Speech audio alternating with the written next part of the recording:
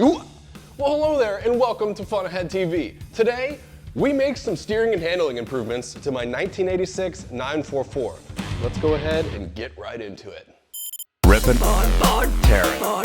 Rippin' and tearing. So, like I said, this right here is my 1986 Porsche 944. This is a car that I've had for almost a year now, and I've done quite a bit of autocrossing with it. I bought it basically just as a car that you can very cheaply buy in the Porsche realm, do some bare minimum maintenance to it, take it out and go do some super economical forms of racing. And in this case, we've done some autocross racing.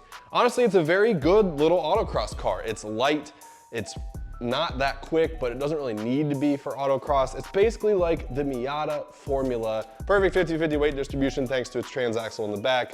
You know, again, the Miata formula. Balanced, light, fun. Now I've recently done some upgrades to this thing, very minor upgrades, to make this thing handle it a little bit better. We put some new tires on it because previously we were racing it with the 10-year-old all seasons that were on it. Those things were basically bricks. And then we also stiffened up the front anti-roll bar. Basically just changed out the bushings to make the compliance in that system much less. However, if you know like, cause and effect with regards to vehicle handling, you'll know that if you stiffen up the front sway bar of a car, it then causes it to get more understeery. Does it help the handling by stopping some of the body roll? Yes, absolutely it does, but it basically only does that at higher speeds when you really have that capability to lock into a line with help from the vehicle speed itself. When you're at lower speeds, in the case of an autocross situation, you don't have that luxury of carrying that extra speed and then having that time to really set it onto the outside wheels. So what happens as a result? Serious understeer. And just on that note, if you watch the last race report video that we did on this car, it is extremely evident that this front end was really pushing, and I struggled to get that back end to come around. I had to do so much pedaling with the gas pedal, basically upsetting the car intentionally in the middle of a corner by lifting off the throttle to then get that back end to like swing around. That is not the fast way around a track. So we're gonna try and do some things today, setup-wise, to get this thing to come around a little bit more in the back, get this front end to hook up a little bit better. And in the meantime, it was on my finger. Bird feather. Plus, in the meantime, we're also going to improve the steering feel. And I'll explain that a little bit better once we actually get into that. So for now, let's get this thing up in the air and talk about what we're going to do to make this thing oversteer a little bit more and not understeer so freaking badly. Okay, so I've got the car up in the air. Let's go ahead and take a closer look at what's been going on with the front end. Here are the front tires, obviously, and you can see that the outer edge of these tires have been rolling over very badly. And you can see basically like this kind of rippled wear on this very outer edge, and this little piece of tread is not originally intended to look like that. That's because this has physically been touching the ground, and this is the outside edge of the tire. So what is that an indication of? Well, first of all, could be tire pressures. Basically, it's very possible that I was running tire pressures that were too low, which is allowing the tire to be too deflated and then therefore roll over in the middle of a corner. And while that's very possible that is one of our main contributors, there's more to the story to that, I believe. This alignment is basically set up for being a very street-focused alignment, meaning that the front tire is basically straight up and down when you're just driving. So then when you enter it into a high G corner, then the tire has nothing to do except for roll off of the road. Basically, this surface of the tire here that's touching the ground just rolls this way, and then therefore this rolls onto the pavement. That's its only option. So what do we do to combat that situation? We add camber. And no, I'm not talking about stance boy freaking camber.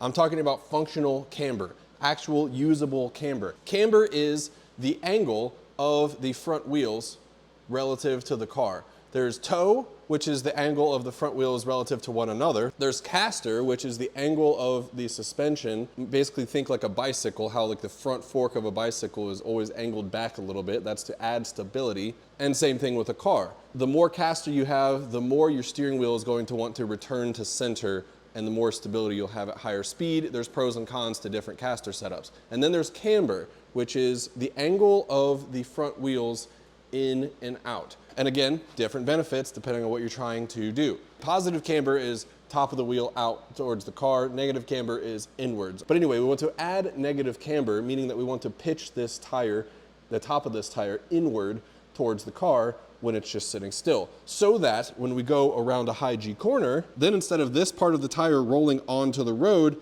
then this part of the tire is more heavily touching the road when you're just going straight, and you roll the meat of the tire onto the road in a corner, which therefore gives you more grip. That's actually the functional use of camber.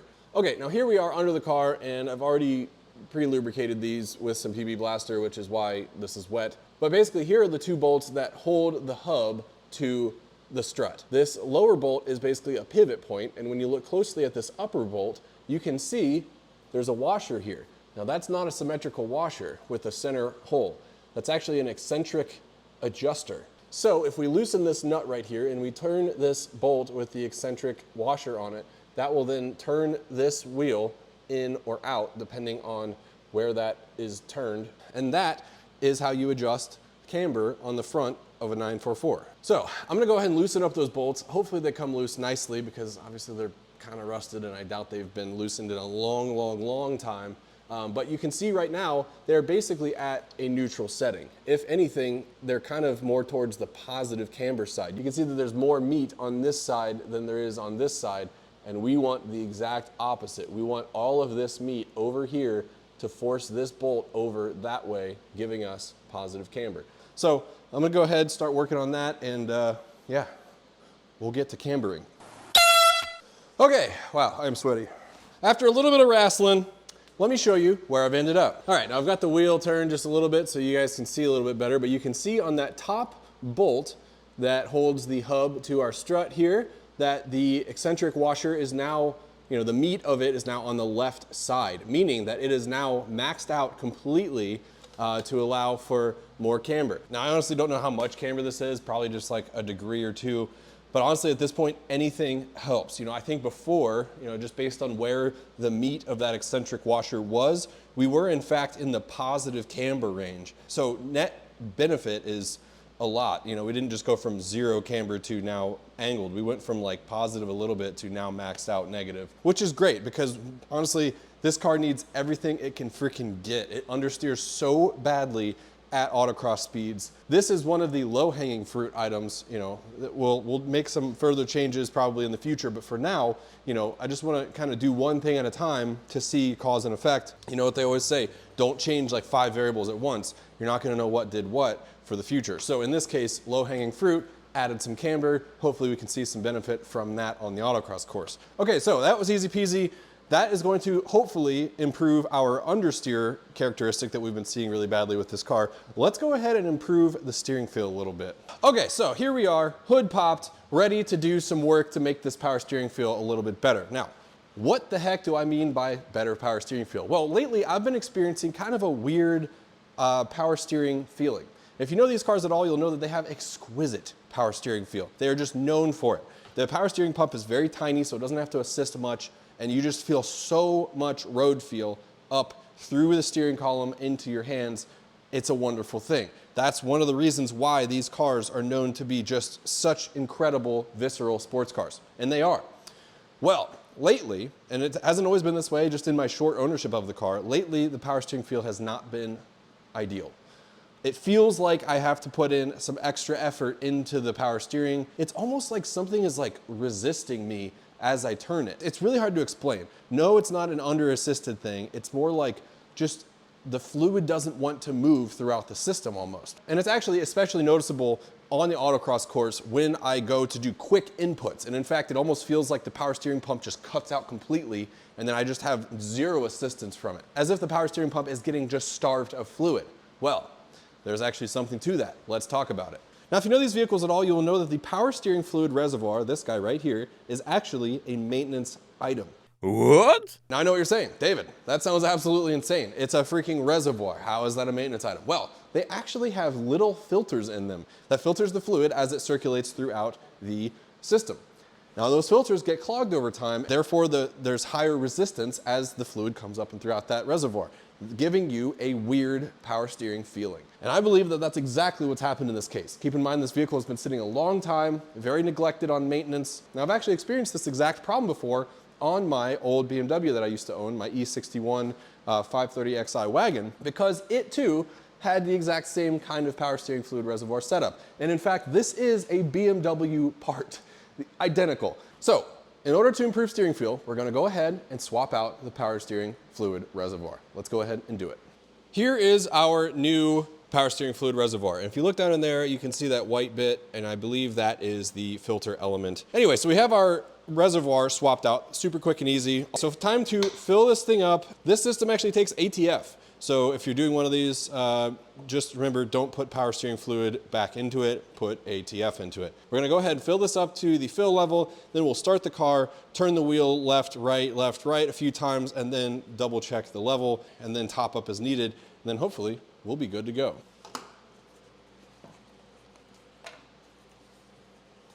Now, I'm not using any kind of crazy fancy ATF for this. This is just O'Reilly brand ATF. All right. It is at the fill level.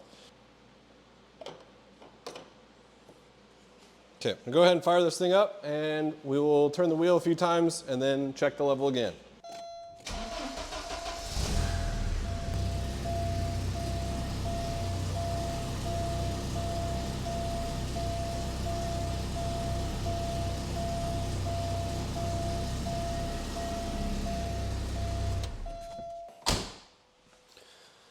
Alrighty, let's see what we got here. Yep, so it definitely pulled, I don't know if you can see that very well, but you can see that little ledge in there. Hopefully I've got enough light on it. It definitely pulled us down a little bit, which is understandable because I certainly spilled some as I took the old reservoir out. So we can go ahead, top that up, and it should be good to go from there. As long as you have sufficient fluid in the system, pretty much that's just a one and done time of just turning the wheel and checking. It's not really a super iterative process unless you're starting with like an empty system. Okay, I'm gonna top this up and then we can go for a quick drive just to feel this difference. I am super excited. All right, now before we set off, I just wanna point out one thing to you guys. Check out the difference in the camber. Look down the side of the car a little bit and you can see we've definitely got much more camber than before. Here, let's go look at the other side too. Oh yeah, oh yeah. Obviously this is going to affect toe slightly as well. Given that we changed one geometry and then the geometry of the outer tie rod ends didn't move at all, you know, we can kind of adjust that accordingly. Make sure that the car isn't pulling when we go down the road, and then go from there. So let's go ahead, get this thing out on the road really quickly and just see how it drives. I'm super psyched to see if we can actually feel a difference. I just got the car kind of warmed up and I'm gonna test a couple things here. So to recap, the main purpose of the power steering fluid reservoir was to get our steering feeling back because of the lack of fluid flow throughout the entire system. That was very noticeable, especially at times of high steering input rate. For example, in a slalom. So let's test that right now. I'm like turning the wheel as fast as I possibly can. Okay, and I would say that is a huge improvement because before, during those times of high steering input rate, we would have definitely gotten a very high steering effort because of the lack of fluid flow to the power steering pump. And it seems that we have resolved that. Yeah, I literally cannot make it do that. So that's good. That's freaking awesome because nothing is a worse feeling than when you're in the middle of a slalom trying to go as fast as you possibly can and then your steering is like intermittent with the way that it feels as far as like the assist level. That's a very non-confidence inspiring feeling. So let's get up to speed a little bit and actually feel if we can feel a difference in the camber change. I'm actually gonna do this in second gear because that will be more accurately representative of an autocross speed. Okay, now let's go a little bit higher in speed.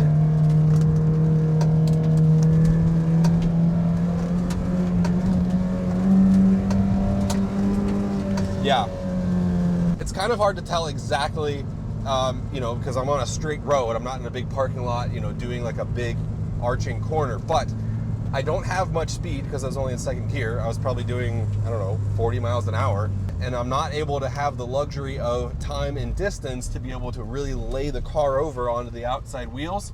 and it was just doing it. And if anything, you know, I maybe felt a little bit of oversteer in that situation, which is nice. So that is a dramatic improvement over what it was before, because I think we would have definitely in that scenario at that speed been feeling some amount of understeer. Also keep in mind that was not a very grippy surface. That was kind of a B road, country road, and our tires are ice cold. If the tires were actually warm and we were on a better surface, I really think that that would bode even better for the amount of grip that we're gonna have in our front end.